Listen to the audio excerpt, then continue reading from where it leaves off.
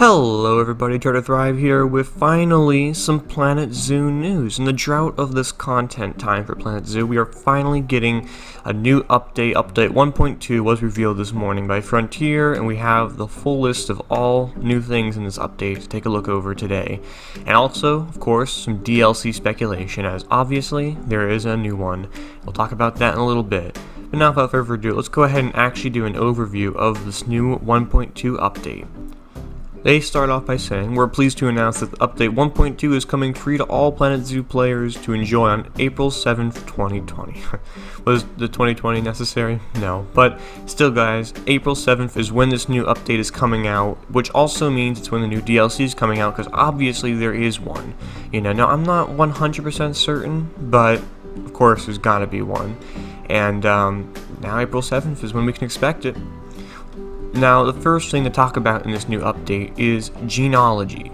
Upon selecting an animal, you will be able to see which animals are their parents, siblings, mates, and offspring. Each animal is selectable, allowing you to walk along animal bloodlines so you can see the close relations easily, and even work out common ancestors. Ooh.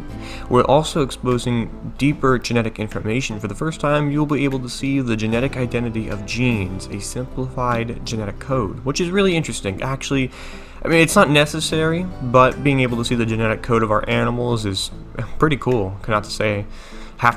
And, well, I have to admit, I think the whole discovering what animal relations does this particular animal have, I thought that was already a feature in the game, which would be the family tab for your animals, but maybe this is something different, or maybe it's just an improvement. Who knows? The next big thing is new difficulty settings. I'm not going to go over all of this in depth, but basically we're just getting new difficulty settings. You'll be able to choose between easy, medium, and hard. Also the current difficulty in the game. So some of the things that some of the settings that will be affected, or some of the new settings, I'm sorry, is whether animals get bored of enrichment items, how quickly animals will get stressed, whether guests will request refunds, how willing guests are to spend money, how much guests learn from education sources, etc. You can check out all of this in a link in the description. I'll leave the link for this exact article, and you can read it for yourself. And then one last thing they say about the whole new difficulty settings is when loading into a zoo in any mode, you will get the opportunity to choose between 3 settings. For more information on these settings, you'll be able to select the question mark and icon above the settings to learn more about what will change your play, which is actually a good, helpful feature right there. Learn about what you're changing before you actually do it. Now the next big thing, and this is the thing that actually has gotten me most excited as I've read over this whole article many times, and this is so far probably the greatest update they've ever done for Planet Zoo. So the next big thing is changes to animal feeding, and this is huge. We have made changes to the way keepers feed the animals in your zoo. Here's what's going to happen. Now before I read it, I want to make it clear that the feeding in the game has always been one of the biggest problems. And while they've tried to fix it in the past, I think this new update is really going to help it. So here's what's going to happen. Keepers will now fill feeding stations in a different, more efficient order by filling up the one that's closest to the keeper before moving on to the next one, which is a much better way. Keepers' food prep time has been simplified so that it will be the same for all habitats, regardless of the number of animals and mixed species. Previously, this caused intermediate hunger in some habitats. New keeper thoughts have been added so that you can identify issues in your habitats easier. Animals in mixed habitats will now be able to eat any upgraded versions of shared foods. Previously, food theft could cause intermediate hunger in some mixed habitats.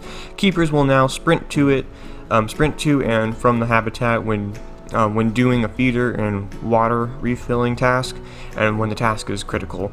Keepers will be able to sprint when carrying their buckets. Juveniles will cost less to feed, and the amount is different per species and is estimated by a body mass. Now, that is all great. That is going to help the feeding in the game so much. I mean, with the variety of realism now, juveniles won't cost as much. Each different food is going to cost different per species. It all makes sense. It's a lot of great work by Frontier here. The next thing is breakdown of guest happiness. Now, I'm not going to read all of this, but there's new guest information panels. I'll read a little bit of it. Changes have been made to your guest information panels to help you learn more about your zoo and how to improve it. Guest education has been split from happiness and now offers a spending bonus multiplayer, meaning well-educated guests will want to spend money. We've also added a new management screen for education, and more on this further down the post. So basically, they're just improving all terms of guest happiness. They always do this with their updates. You'll be able to go in and learn a little bit more about the guests or animals, or it's just an update. It's not the biggest thing in this update, not the most important, but it's certainly helpful. To read a little bit more about this, the guest history will not be applied retroactively to existing zoos and guests. For the guest history to become available, you will need to play in that zoo for a while so the history can be generated and applied to the tab. Guests will now also display their arrival date, projected leaving date, and progress of their visit. You can now visit this in the guest information tab. So that is, again, really good. A lot of more realistic stuff added. It's always good to see that. Now the next big thing is guest education management tab. Basically the same thing, just more help for the guests. I gotta be honest, the guest stuff is not my main concern in the game. I could care less about the guests. I'm here for the animals. But if you want to read it yourself, you can. There's nothing majorly new about this, but it is important to read if you really want to get the full extent of the update. So again, in the description below. Next big thing is the increased social interactions. This one's really quick, but all animals in the game, including Deluxe and Arctic Pack animals, will now trigger their social interaction animations more frequently. So, helpful. It's always good because it just, again, adds an extra depth of realism.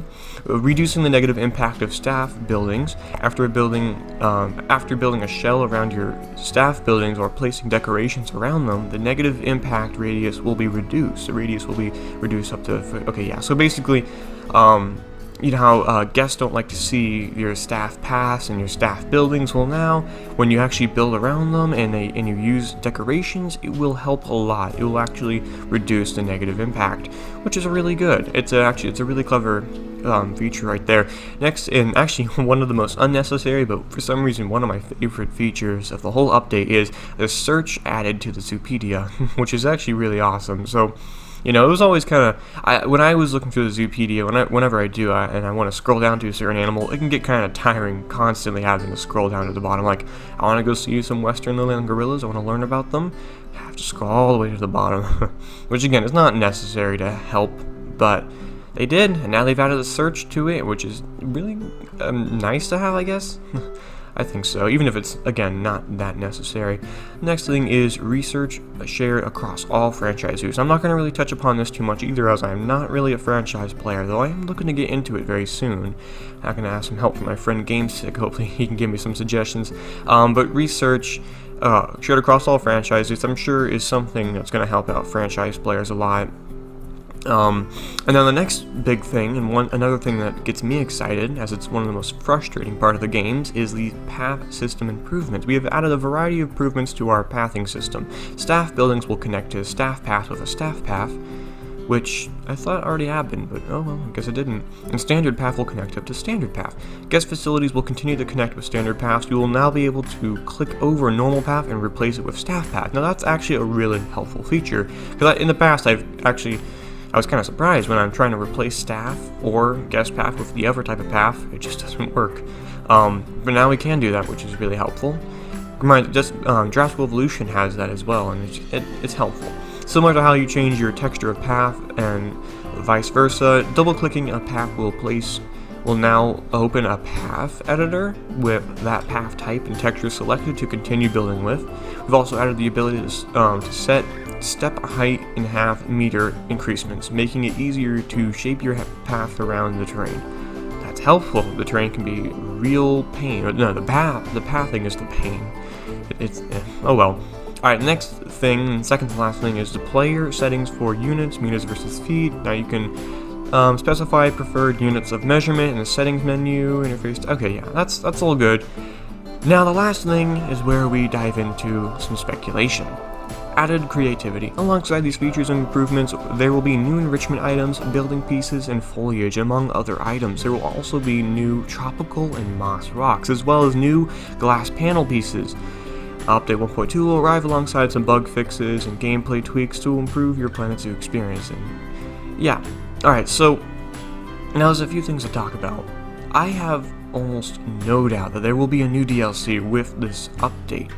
And there's a variety of reasons. Actually, in fact, on here, they're teasing it a little bit. Now, they don't really directly say, oh, expect some more content. You know, like, so when the Arctic pack came out, before they revealed the winter DLC, or sorry, winter update, and it has basically the same kind of teaser they do here.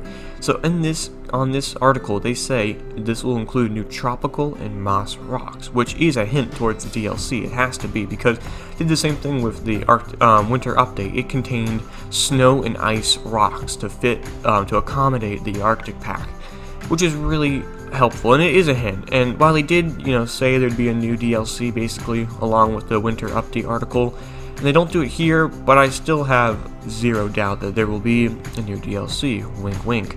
Now, the fact that it's tropical and moss rocks means that this DLC will most likely be tropical.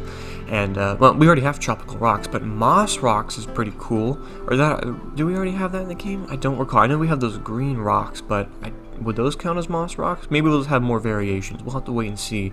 Now, you can actually spot some of the new other pieces, like the glass panels. And also, forgot to mention, of course, there will be new foliage pieces as well. Tropical. But back to the glass panels. Now, if we pull up this image right here, as you can see, this is actually containing the new glass panel pieces, which is a big help because it's kind of frustrating. The glass is really frustrating in the game. When I want to fill up a window with glass, I usually just use barriers, or like the big, huge glass pieces that are like really thick, and it's annoying. But now with these simple glass panel pieces, it is going to be a huge help. This is actually like one of the greatest things in the update, in my opinion. But if you look back here and you look at this structure, what is that? I don't know for sure if this is already building materials in the game. I don't recall seeing this kind of bamboo-esque structure. And could this potentially be some of the new building materials in this hopefully upcoming new DLC? Again, wink wink. Who knows for sure? Correct me if I'm wrong, if those are new building pieces. I do believe those are, and I don't think it's coming out in the update. I think that is DLC build right there. Now, what could this be then? I gotta be honest, bamboo gives me an Asian vibe, even though bamboo can be found anywhere nowadays. It's more Asian than anything, and this could be an Asian DLC, which is not necessary, but it's content, and I will be happy to accept any content. Now, among all of that, I'm really hoping for a South American DLC, as are a lot of people. It would make sense for it to be now. It would certainly be helpful to the game, like tremendously helpful. I think we're all expecting it eventually. Now would be the time, and all this hint with the tropical foliage, the moss rocks, and this supposedly brand new building material in the back. This could be a South American DLC. We'll just have to wait and see. I'm keeping my fingers crossed for the Jaguar, as it is my boy. I need it in the game. I think a lot of people do. And, very awesome new update. So huge. I'm really proud of Frontier.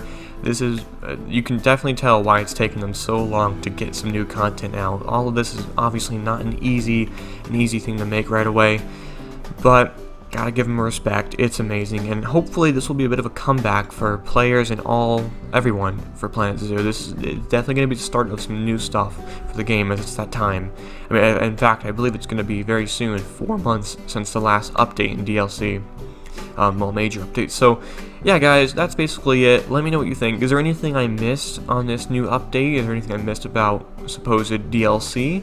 Please let me know, and hopefully within the next day or two, we will get some more news. So anyway, guys, again, thank you all so much for watching. Please remember to like button and subscribe, and I'll check you guys all later. Bye-bye.